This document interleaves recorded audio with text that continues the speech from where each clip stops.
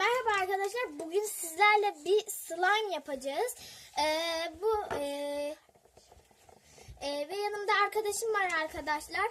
Berke yerine arkadaşımı koydum. Arkadaşlar bu benim dünyadaki en iyi arkadaşım. Benim de. Arkadaşlar biz döktük şampuanımızı. Biraz aceleci oldu. Şampuanın markası bu arkadaşlar.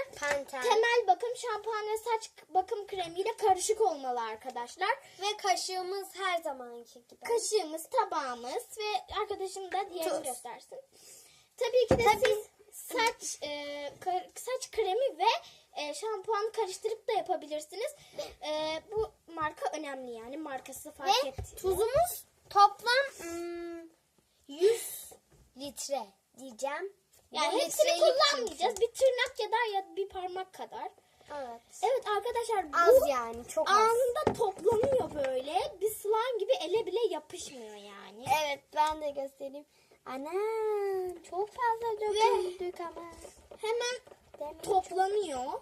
Evet ama çok güzel. Ve bunu ama yine de iyice karıştırmamız gerekiyor. Ama elime acık yapıştı. Anam tuz dökülecek. Tabii böyle bastırınca yapışır. Ama böyle eliniz nemli oynayacaksınız ya da el kremli ya da yapışmadı. vazelinli. Aynen. Bunu hemen iyice karıştıracağız arkadaşlar biz. Renk katmak isterseniz diş macunu katın ama biz katmayacağız. Evet. Beyaz renkli olabilir. Bir dakika arkadaşlar ben hemen geliyorum. Zaten nereye? Bir şey Şu hala ele yapışmıyor yani.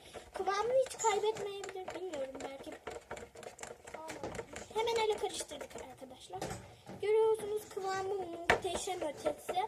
Ve şimdi Defne arkadaşımız tuzu atsa çok güzel olacak. Arkadaşlar yalnız tuzu atmadan önce iyice karıştırmanız gerekiyor. Bu kadar yeter mi? Evet.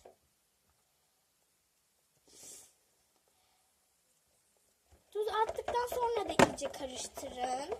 Bunu buzdolabında bekleteceğiz. Ve sonraki videoyu da sizlere atacağız.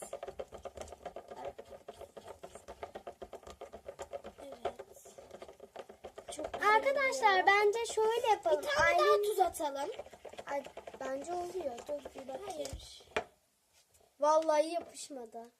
Zaten normalde de Yapışmadı. Yine de tuz Bastırdım atalım. demin ben. Bu ne Defne? Bu kadar yeterli. Şu kadar yeter. Bunu da diğer şey. Evet arkadaşlar slime'ımız kıvamına vardı. Hemen şöyle bir gösterelim biz. Evet. Şöyle hemen toplan. Aslında gözükmez ama öyle. Defne sen kamerayı tut ben karıştırayım. Tamam ben şunu azıcık daha atayım. Çünkü sen o şekilde kamerayı tut. Arkadaşımın da bana yardımı dokundu. Evet Aslında çok şöyle güzel. yapabiliriz. Bakın hemen toplanıyor. Çok güzel oldu. Defne şu anda göremiyorlar. Biliyorum. Çok güzel hemen de toplandı arkadaşlar. Şimdi biz bunu buzdolabında bekleteceğiz ve beklettikten sonraki videoyu da sizlere atacağız. Part 1, Part 2 diye. Görüşmek üzere.